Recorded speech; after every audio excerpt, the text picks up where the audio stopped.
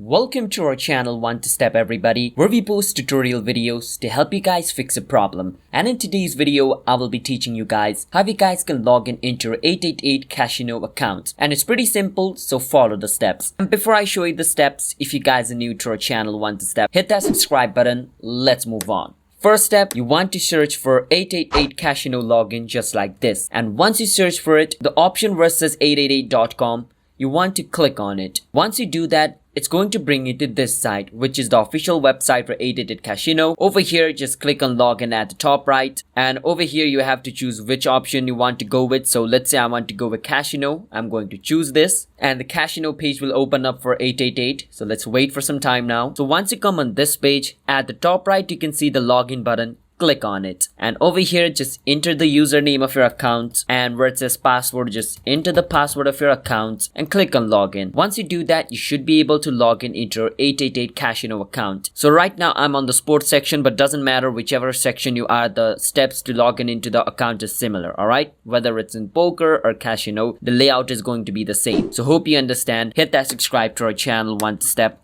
I'll see you guys next time.